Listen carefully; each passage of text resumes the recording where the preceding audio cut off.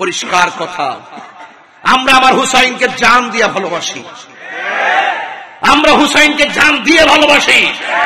ওই কারবালার ইতিহাসকে রন্ধ্রে রন্ধ্রে আবার পৌঁছে দেওয়ার জন্য, কারবালার শিক্ষাকে ঘরে ঘরে পৌঁছে দেওয়ার জন্য হুসাইনি কাফেলা নিয়ে আমরা পথ চলছি। কথা বলেন ঠিক কিনা? এই জন্য ওদের সংখ্যা 1000 হতে পারে, 72 জন কিন্তু বিজয়ের মালাই পেয়েছে। কথা বলেন ঠিক কিনা? সংখ্যা বেশি হওয়ার মধ্যে যুদ্ধের জয় পরাজয় নির্ভর করে না, যুদ্ধের জয় পরাজয় নির্ভর করে আল্লাহর উপরে আস্থার অবিচল বিশ্বাসের উপরে। কথা বলেন ঠিক কিনা? আমরা সেই আদর্শ হৃদয়ে লালন করি কি করি না বলেন? আরো বড় করে বলেন, করি কি করি না? এই জন্য আমার যুবক ভাইরা, ইমাম হুসাইন কয় আমার সিনুস নিয়ে আমি কেটা নাম শের খোদা মৌলা আলীর বেটা, আমি খাতুনে জান্নাত মা ফাতেমার বেটা, আমি রাহমাতুল আলামিনের নাতি, জীবন দিব কিন্তু ঈমান দিব না। আচ্ছা, ইমাম হুসাইনের এই ছোট্ট কথাটাকে আমরা লালন করতে পারবো? লালন করতে পারবো? তাহলে টাকার কাছে কখনো ঈমান বিক্রি করা যাবে না, যুক্তির কাছে কখনো ঈমান বিক্রি করা যাবে না। বহুত চাপাবাজ আছে, ছলে বলে কৌশলে ছদ্মবেশে আপনাদের ঈমান হরণ করে নিয়ে যায়। জুতা চুর বহুত বলা, কিন্তু ঈমান চুর খারাপ। ঠিক কিনা বলেন? এই জন্য আমার যুবক ভাইরা, এগুলা আসতেছে নাকি না যাইতেছে? আচ্ছা, ভিতরে ঢুকতেছে, জায়গা নাই তো, ব্লক করে দাও। যাক ভাইরা আমার, আমি বলছিলাম আমরা কি এজিদি মুসলমান না হুসাইনি মুসলমান? আমার সিনসনি কেডায়? হ্যাঁ, একদম পানি বন্ধ করলো। ইমাম হুসাইন রাদিয়াল্লাহু তাআলার একটা বড় ছেলে, যার নাম আলী আকবর। আলী আকবর বলে, বাবা চিন্তা করেন না, আমি আপনার বেটা তো আছি। আম গাছও জাম ধরে নাকি? ঠিক। সাদ্দাম কি গলি? আম গাছে জাম ধরে? আম গাছে কি ধরে? আমার কাছে বইয়া একটা দিন এসেছিল, আমার কাছে বইয়া আম গাছে জাম হয়ে ধরে। আর তাহিরি কইছে যেটা কইডি ওকে ওইলো না, ওই না, একটা ওইলে চলে যাক, অসুবিধা নাই। ঠেলার ছুটে কইছে আর কি, বুঝে আমার একটু মজা করছে আর কি। আম গাছে কি ধরে? জাম গাছে। তো কেমন বাপের বেটাটা, কেমন বাপের বলা? মৌলা আলীর ঘরের বেটা ইমাম হুসাইন, আলী মুকাম। কি মুকাম? আলী মুকাম। আর মুকামে হুসাইন হযরত আলী আকবর। তিনি ডাক দিয়ে কে, বাবা আপনি চিন্তা করেন না, আমি আছি আপনার ছেলে। সুবহানাল্লাহ বলবেন না? আমার শুধু অনুমতিটা দেন, আপনি যাওয়ার আগে আমি যাবো। সুবহানাল্লাহ বলেন। ইমাম হুসাইনকে সবার অনুমতি দিল, তোমার অনুমতি দিব না। কেন লেগা? তোমার কণ্ঠটা শুনতে ডাইরেক্ট আমার মদিনার নানার মতো লাগে। তুমি চলে গেলে, তুমি যখন আমার ডাক দাও, আমি তো নানার ডাকের স্বাদ পাই। তো তুমি চলে গেলে যদি সই দিয়ে দাও, তাহলে এই ডাকের সুদ আমি পাবো কোথায় থেকে? এই ডাকের স্বাদ আমি পাবো, তোমাকে আমি দেব না। দেখেন কেমন বাপের কেমন পোলা। ডাক দেখে, বাবা যদি আপনার উপরে ওরা চড়ে বসছে অন্যায় ভাবে, আমি যদি এত অন্যায় দেখেও যদি তাঁবুর ভিতরে বসে থাকি, আপনার মদিনার নানা কি খুশি হবে না বেজার হবে? বেজার হবে। তাহলে বেজার হইলে আপনি কি চান আমার কারণে আপনার নানা বেজার হোক? জোরে কন্যা সুবহানাল্লাহ। দেখছেননি, ওরা জীবনের মায়া করে না, শাহাদতের সুদা পান করার জন্য পাগল আর মরিয়া হয়েছিল। জোরে কন্যা সুবহানাল্লাহ। এরপরে ডাক দিয়ে কে, বাবা তুমি যাইবা, কিন্তু যাওয়ার সময় একটু সামনে যাইবা, যাইয়া বারবার আমার দিকে তাকায় আমাকে ডাক দিবা। এবার আলী আকবর হাতের মধ্যে তলোয়ার নিয়ে রওনা দিলেন। একটু পরে বলতেছে, বাবা আমি আবার আসবো। কণ্ঠ শুনে নবীর কণ্ঠের স্বাদ অনুভব করে ইমাম হুসাইন। যখন চলে গেছে, ওই মুহূর্তে বিয়াদবরা, একটা আমাদের দেশে একটা কথা আছে যে একজনের সাথে না পারলে আরেকজনের উপরে বিষ খরায়। ইমাম হুসাইনের সঙ্গে যখন তাদের রাগ অভিমান, ওনার সন্তানকে পেয়েছে, তারা আরো মরিয়া হইয়া উঠছে, যেভাবে হোক তাকে শেষ করে ফেলতে হবে। চতুর্দিক দিয়ে আক্রমণ। আপনারা জোরে বলেন, ইমাম আলী আকবরের গায়ের মধ্যে কি গায়ের জোর না বেলায়েতের জোর? আল বেলায়াতু জিল্লুন নবুয়ত, আল বেলায়াতু জিল্লুন নবুওয়া। বেলায়েত হলো নবুয়তের ছায়া, তাদের গায়ের মধ্যে হলো ঈমানি তাজাল্লি। এবার এমন ভাবে যুদ্ধ করতেছে সাহসের সাথে, বিয়াদবরা মনে মনে কয়, তার কণ্ঠটা শুনতে তো নবীর মতো শোনা যায়, কণ্ঠটারে শেষ করে দেয়। কেমন জিদ দেখেন, কেমন বেঈমান দেখেন। এরা মুসলমান। আপনারা যে বলেন মাঝে মাঝে হুজুর কাউরে কিছু কইেন না, কইতাম না কেমনে? এই লোকগুলা তো পৃথিবীর ইতিহাসে এমন ঘটনা ঘটাইছে, কিয়ামত পর্যন্ত এমন ঘটনা ঘটবে না। এমন ঘটনা ঘটেছে নবীর আওলাদের উপরে তারা কেমনে চড়ে বসেছিল। এরা নাতির ঘরের পতিরা তো এখনো বাংলার জমিনে আছে, ওই সিলসিলাদিরা আছে, আয়া পড়ছে। এটা তো একটার পর একটা প্রোটেকশন, যে রক্ত দিয়ে দাঁড়াইয়া ঢুকছে, এটা তো হিডার দ্বারা, আমারটা হুসাইনি ধারা। কথা বলেন ঠিক না? এরপরে আলী আকবরের কণ্ঠের মধ্যে তারা তীর ঢুকাই দিছে। তখন আলী আকবর মনে মনে কাহারি, আমি না আমার বাবারে বলে আসছি আমি আসতেছি, আমার বাবার শেষ ডাকটা দিয়ে আসি। তিনি যুদ্ধের ময়দান থেকে বাড়িতে এসে বলছে, বাবা। ইমাম হুসাইন রাদিয়াল্লাহু তাআলা বলতেছেন, বাবা আলী আকবর, তুমি যাওয়ার সময় তো আমাকে অনেক সুন্দর করে ডাক দিয়েছো, এখন ডাকটা কেন যেন অর্ধেকটা ডাক হাওয়া হয়ে যায়। ইমাম আলী আকবর ডাক দিয়ে, বাবা যে কণ্ঠ দিয়ে আমি আপনাকে ডাক দিতাম সেই কণ্ঠটা তারা ছিদ্র করে দিয়েছে, যেই জন্য অর্ধেকটা হাওয়া আমার গলা দিয়া বের হয়ে যায়, আমি আপনাকে মন মতো ডাকতে পারতেছি না। বাবা যেই কণ্ঠ দিয়ে আপনারই আমি এমন ভাবে ডাকতাম, ডাকটা হুবহুব আপনার নানার মতো আমি ডাক দিতাম গো, ওরা টের পায় আমার কণ্ঠটার উপরে আঘাত করেছে, আমার কণ্ঠকে ছিদ্র করে ফেলেছে। ও বাবা, এই জন্য আমি ডাক দিতে গেলে অর্ধেকটা ডাক আমার গলার ছিদ্র দিয়ে বের হয়ে যায়। এবার ডাক দিয়ে বলে, বাবা আমি চলে যাব, কিন্তু আপনার কাছে আমার একটা কথা আছে। বাবা আপনার কাছে আমি একটা জিনিস চাইবো, আপনি আমাকে সেই জিনিসটা দেওয়া লাগবে। আমার কলিজাটা ফেটে যাচ্ছে গো বাবা। ইমাম হুসাইন রাদিয়াল্লাহু তাআলা ডাক দিয়া বলে, বাবা কি চাও তুমি আমার কাছে চাও? বন্ধুরে আমার, ও যুবকের দল। এবার ইমাম আলী আকবর ডাক দিয়ে, বাবা শুধুমাত্র একটা ফোঁটা পানি আমার গলাটার মধ্যে দেন, আমার গলাটা শুকায়া গেছে, আমার কলিজাটা খান খান হয়ে যাচ্ছে, একটু পানি পান করার জন্য। ইমাম হুসাইন রাদিয়াল্লাহু তাআলা দেখছেন মস্কের মধ্যে এক ফোঁটাও পানি নাই, রৌদ্রের তাপের কারণে মস্কটা শুকায়া গেছে, একটু পানি নাই। ওই মুহূর্তে ডাক দিয়ে বলে, বাবা আমার একটু পানি দেন, আমার গলাটা শুকায়া যাইতেছে। ওই মুহূর্তে ইমাম হুসাইন ডাক দিয়া বলে, বাবা আমি কেমন সন্তানের বাবা হইলাম, আমার পোলা আমার কাছে পানি চায়, অথচ ফুরাতের পানি দিয়ে উযু গোসল করে আমাকে পানি দেয় না, আমার পোলারেও আমি পানি আইনা খাওয়াইতে পারি না। এরপরে ডাক দিয়ে কয়, বাবা রে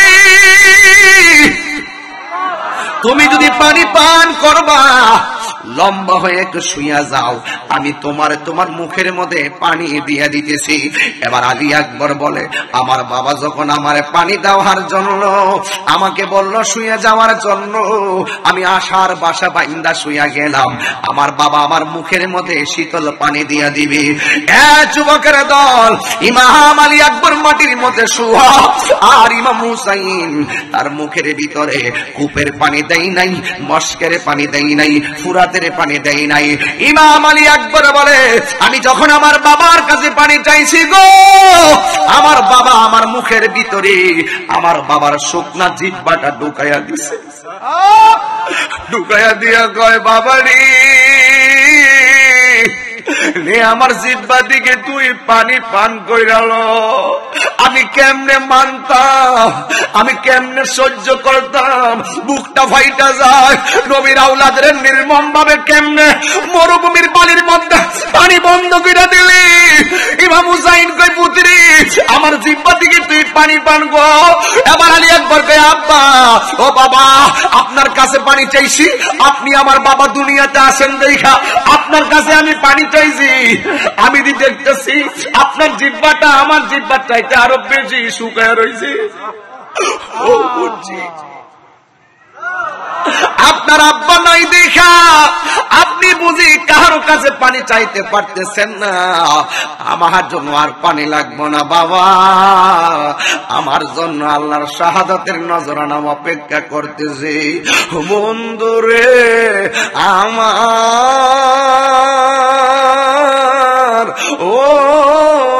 যুবকের দোল, নাই নাই আলী আকবর নাই, নাই নাই কাসেম নাই, নাই নাই আলী আসগর নাই, একের পর এক শহীদ হইয়া যায়। ইন দি মিন টাইম ইমাম হুসাইন রাদিয়াল্লাহু তাআলা আনহু ওই ময়দানের মধ্যে একা একা চোখটা লেগে গেছে। হঠাৎ করে স্বপ্নে দেখে আমার রাহমাতুল লিল আলামিন একটা পেয়ালা লইয়া ইমাম হুসাইনের সামনে আইসা অপেক্ষা করতেছে।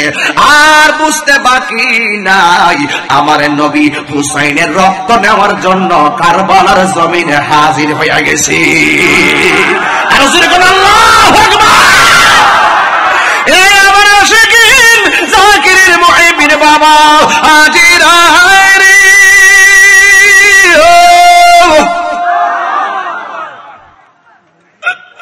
একটা লোক তার মার কাছে ডাক দিয়া কে আম্মা গো, ও মা। ইমাম হুসাইনের পরিবার সব ধারাবাহিক ভাবে শেষ হইয়া যাইতেছে। ও আম্মা, আমি দেখে আসছি ইমাম হুসাইন একা। মা ডাক দিয়া কয় বাবা তুমি আমার কি লাগো? কয় আপনি আমার। ও মা তুমি আমার। মা জিজ্ঞেস করে তুমি আমার কি লাগো? কয় আপনি আমার, আমি আপনার সন্তান লাগি। জিজ্ঞেস করা হয় আমি তোর কি লাগি? ও মা আপনি আমার মা লাগেন। মা ডাক দিয়া কয় নবীর আওলাদ শেষ হইয়া যাইতেছে, আর মাত্র ইমাম হুসাইন যুদ্ধের ময়দানে যাওয়ার জন্য রেডি হইতেছে। আমি তো সব আলোচনা করতে পারবো না, এই ধরে মেন গাঁটগুলো আমি বইলা যাইতেছি। রে বাবা কষ্ট নিবেন না, একসাথে সব ওয়াজ করা সম্ভব না। ও যুবকের দল এবার ডাক দিয়া বলে ও হে বাবা আমি তোমার কি লাগি? আপনি আমার মা লাগেন। ও বাবা ইমাম হুসাইন যুদ্ধের ময়দানে যাবে, কিন্তু তোমারে বলতেছি তোমার হাতের মধ্যে একটা তলোয়ার নাও। এবার হাতের মধ্যে একটা তলোয়ার নিল। মা ডাক দিয়া কয় বাবা ও পুত্রে আমি তোর মা বলতেছি হুসাইনের যুদ্ধের ময়দানে যাওয়ার আগে তুই যুদ্ধের ময়দানে হুসাইনের পক্ষে জিহাদ করতে যাবি কারবালার জমিনে। ডাক দিয়া বলে বাবা আমি তোর মা বলতেছি তুই হুসাইনের পক্ষে যুদ্ধের ময়দানে যাবি, কিন্তু যুদ্ধের ময়দানে যাইয়া কিন্তু খবরদার ইমাম হুসাইনের সামনে যাইয়া যুদ্ধ করবি। যুদ্ধের ময়দানে কাফেররা যদি তোরে ধাও মারে একটা কদম তুই পিছনে দিবি না, কারণ তুই যদি একটা কদম পিছনে দেস তাইলে আমি মায়ের দুধের দাবি ছাড়ব না। জোরে জোরে কি আল্লাহু আকবার বলা যাবে না? কসমটা কি ছোট না অনেক বড়? কথা কন না। এবার হাতের মধ্যে তলোয়ার নিল। হাতের মধ্যে তলোয়ার নিয়ে ইমাম হুসাইনের আগেই যুদ্ধের মাঠে চলে গেছে। ওই মুহূর্তে ইমাম হযরতে ওয়াহাব তার নাম ওয়াহাব কালবি, ওয়াহাব কালবি চলে গেল, যুদ্ধের ময়দানে চলে গেল। কিন্তু দেখা গেল এমন ভাবে যুদ্ধ শুরু করলেন, কিন্তু অনেকগুলা কাফের অনেকগুলা বেঈমানের মোকাবেলা কেমনে একা সম্ভব? এরপরে চতুর্দিক দিয়ে তাকে গ্রাউ করে ফলাইছে। এই ওয়াহাব কালবি হাতের মধ্যে তলোয়ারটা লইয়া এমন ভাবে দাঁড়াইয়া গেছে, দাঁড়াইয়া যুদ্ধ করতেছে, এমন ভাবে শক্তি দেখাইতেছে কেউ তার সঙ্গে পারে না। ওই মুহূর্তে ওয়াহাব কালবির পিছন দিক দিয়া একটা বিয়াদব দাও মারছে, এবার পিছনে তাকাইছে, সামনে আরেকটা দাও মারছে, সামনে তাকাইছে, অনেকগুলা মানুষ এমন ভাবে একসঙ্গে দাও মারছে। ওয়াহাব কালবি ওই ময়দানে একটা কদম পিছনে দিতে যাইয়া মা যে কসম দিছে, মায়ের কসমের কথা মনে হয়ে গেছে, তুই কিন্তু সামনে যাবি, এক কদম পিছনে দিবি না। একটা কদম যদি তুই পিছনে দিবি আমি মা তোর দুধের দাবি ছাড়ব না। মায়ের একদার দুধের দাম কাটিয়া গায়ের চাম, একদার দুধের দাম, একদার দুধের দাম কাটিয়া গায়ের চাম, পাপস বানাইল ঋণ শুধু হবে না, এ মন্দর দিব হবে আর হবে না আমার মা গো, এমন দরদি ভবে কেউ হবে না আমার মা গো। তোমরা কোনদিনও মায়েরই মনেতে কষ্ট দিও না, তোমরা কোনদিনও মায়েরই মনেতে কষ্ট দিও না। ওরে মা বাবারে কষ্ট দিলে আল্লাহ জি সহে না, মা বাবারে কষ্ট দিলে আল্লাহ জি সহে না। তোমরা কোনদিন মায়ের মনেতে কষ্ট দিও না, তোমরা কোনদিন মায়ের মনেতে কষ্ট দিও না। জোরে জোরে কি আল্লাহু আকবার বলা যাবে না? এইভাবে তলোয়ারটা লইয়া আল্লাহু আকবার জোরে কর, হাতের মধ্যে তলোয়ারটা লইয়া সামনে বাড়ছে, আর সামনে দিকটা হাজার হাজার ধাও মারছে। একটা কদম পিছনে যাইয়া আমার আম্মানা কইছে হুসাইনের প্রেমের সামনে যাইতে হবে, পিছনে গেলে মার দুধের দাবি ছাড়বে না। আর পিছন দিক দিয়ে একটা বিয়াদব আইসা ওহাব কালবির গলার মধ্যে এমন একটা কূপ মারছে, দেহ থেকে কল্লাটারে আলাদা কইরা ফালাইয়া এমন ভাবে মাথার চুলের মধ্যে দইরা ওই ওহাব কালবির মায়ের কাছে নিয়ে গেছে। মায়ের কাছে নিয়া মায়ের কাছে লইয়া ডাক দিয়া কো, লক্ষণী মা, একটা মাত্র সন্তান নতুন বিয়া করাইয়া এই সন্তানটারে দুধের কসম দিয়া মায়ের খাওয়াইলি, তুই একটা অলক্ষণী মা, তুই একটা নির্দয়া মা। ওহাব কালবির মা ওই সন্তানের কাটা কল্লা দেখা মুস্কি মুস্কি হাসতেছে। জোরে জোরে কি আল্লাহু আকবার বলা যাবে না? এই আওয়াজে মানি না তিনবার বলেন আল্লাহ।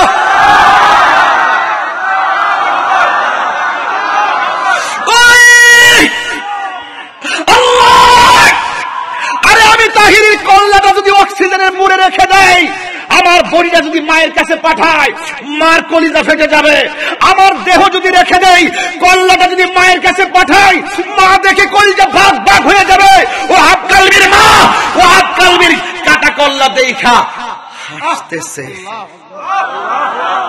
ওই বিয়াদবটা কই, তুমি তো একটা অলক্ষণী মা, সন্তানের কাটা কল্লা দেখেও তুমি, সন্তানের কাটা কল্লা দেখেও তুমি, সন্তানের কাটা কল্লা দেখেও তুমি হাসতেছ, আসলে তুমি তো একটা অলক্ষণী মা। এবার মা ডাক দিয়ে কয়, আমি কি হাসতাম না তো কানতাম নি? আমি কি হাসতাম না তো কানতাম নি? আমি কি হাসতাম না তো কানতাম নি? আরে একটু আগে তো আমি ছিলাম ওহাব কালবির মা, এখন আমি শহীদের মা। আরো বড় করে ইয়া রাসূলুল্লাহ তিনবার বলতে হবে, ইয়া রাসূলুল্লাহ। আরে এইটা তো প্রেম, এটাই তো মহব্বত আহলে বায়ত, এটাই তো কারবালার আসল শিক্ষা। জীবন দিব কিন্তু ঈমান দিব না। ডাক দিয়া বলতেছেন, আমি ছিলাম একটু আগে ওহাব কালবির মা, এখন আমি শহীদের মা। আল্লাহ আমার হাসরের মাঠে আর ওহাব কালবির মা বলে ডাক দিবে না, বলবে এই শহীদের মা। এই জন্য আমি হাসতেছি। এবার ডাক দেখে নাও, তোমার এই সন্তানের কাটা কল্লা তোমার কাছে রাখো, রাইখা তার কবর দাও, স্মৃতি শোধ করো, দেখা জ্বালা মিটাও। এবার মার কল্লাটা, সন্তানের কল্লা হাতি নিয়ে খাও। ওরে বুকারা না, আমার পোলার কল্লা না, এইভাবে ঢিল মেরে কল্লাটা ফেলে দিছে। ওরা ডাক দিয়ে ওহাব কালবির মা, তুমি তো বড় ডেঞ্জারাস মহিলা, ছেলের একমাত্র ছেলের কল্লাটারও স্মৃতি হিসেবে রাখলা না, ঢিল মেরে ফলাই দিলে, তার কারণটাকে তুমি কেমন ধরনের মা? একটা নির্দয়া মা। ওহাব কালবির মা ডাক দিয়া কয়, আমি নির্দয়া মা না, আমি হলাম সেই, শুনে যাও, আমি আমার সন্তানকে আল্লাহর রাস্তায় দান করে দিছি, দান করা জিনিস ফেরত নেওয়া জায়েজ নাই। আরো বড় করে বলেন না সুবহানাল্লাহ, বলেন না, আরো বড় করে বলেন আল্লাহু আকবার, বলেন ইয়া হুসাইন। আল্লাহর পথে জীবন দিলে দাম কি বাড়ে না কমে? আর বাড়ে না কমে? ওহাব কালবির মা বলে, আমি দেখি আমার ছেলে ঠুট লড়ে, আমার ছেলে ঠোঁট লড়ে, সুবহানাল্লাহ। এরপরে শুধু তাই নয়, ইমামে হুসাইন রাদিয়াল্লাহু তাআলা আনহু ডাক দিয়ে কয়, জয়নব এদিকে আয়, আমি চলে যাচ্ছি, আমার জয়নাল রে দেখে রাখিস, আমার সখিনারে দেখে রাখিস, আর যদি নবীর রওজায় যাস তাহলে আমার সালামটা নানার কদমে পৌঁছাইয়া দিস। আর বড় করে বলেন না সুবহানাল্লাহ, বলেন না। এরপরে ইমাম হুসাইন রাদিয়াল্লাহু তাআলা হাতের মধ্যে তলোয়ার নিলেন, দোলদোল ঘোড়াকে সাথে করে নিয়ে তিনি কারবালায় চলে গেলেন। বিয়াদ্দবরা এমন ভাবে বের দিয়েছে, গলায় পানি নাই, পেটে খাবার নাই, চতুর্দিক দিয়ে আপনজনের রক্তের চিহ্ন, আর চতুর্দিকে সৈন্যরা বেষ্টনী দিয়ে রাখলো, হুসাইনকে শেষ করে দিবে। কত বড় নির্দয়া, নবীর আওলাদকে মারার জন্য কি প্রতিযোগিতা করে, কি জবাব দিবে ইয়াজিদের গোষ্ঠী? এই ইয়াজিদের গোষ্ঠী, আজকে ইয়াজিদের জন্য মায়া কান্না করো, ইয়াজিদের জন্য মায়া কান্না করো। ইমাম হুসাইন তোমরা ছাড়বে না, মনে রাখো। ইমাম হুসাইন রাদিয়াল্লাহু তাআলা আনহুকে ঘোড়া থেকে মাটিতে ফেলে দিলেন। ঘোড়ার পায়ের মধ্যে তীরের আঘাতে ছিন্ন ভিন্ন হয়ে গেছে। ঘোড়াটা ল্যাংড়াইতে ল্যাংড়াইতে বাড়িতে গেছে। সখিনা ডাক দিয়ে কই, ফুফু আম্মা, আব্বার ঘোড়া তো কোনোদিন আব্বাকে ছাড়া আসে নাই, আজকে আব্বার ঘোড়া আসলো, আব্বা কই? দেখবেন ভাইটার যদি কোনো বিপদ হয়, বোনটা পাগলের মতো হয়ে যায়। ভাইটা যদি বোন জামের বাড়ির যা, বোনের কিছু খরচের টাকা থাকলো বাইরের হাতে তুইলা দেয়। এই বোনের খবর কিন্তু ছেলে যখন, ভাই যখন প্রতিষ্ঠিত হয়ে যায়, তখন বোনের খবর নেয় না। ঠিকই বোনটা কিন্তু প্রতিষ্ঠিত হওয়ার আগে বোনের কাছে টাকা থাকলে জমানো টাকাগুলো ভাইরে দিয়া দিনে, এইটা দে, এইটা করিস, সেটা দাও, ওইটা করিস। কিন্তু ভাই যখন প্রতিষ্ঠিত হয়, তখন বোনের খবর আর নেয় না। সাবধান, সাবধান। জয়নব একটা দৌড় মারছে কারবালায়, আর ওই দিক দিয়ে ইমাম হুসাইনের বুকের মধ্যে এক বিয়াদব চাপ মেরা বসছে। ইমাম হুসাইন রাদিয়াল্লাহু তাআলা বলেন, তোর আমার বুকের মধ্যে এইভাবে বস না, এই বুকটা 1000 বার আমার নানার সিনা মুবারকের সঙ্গে লাগছে। এবার ওরা কয়, পানি খাইবা? পানি কয় না, পানি খাবো না, আমাকে একটু সময় দাও, আমি 2 রাকাত নামাজ পড়ব। কয় রাকাত? 2 রাকাত। আমি নামাজ পড়ব। গায়ের মধ্যে অসংখ্য তীরের আঘাত, বল্লমের আঘাত নিয়ে ইমাম হুসাইন তিনি নামাজ পড়েছেন, তিনি নামাজ পড়েছেন।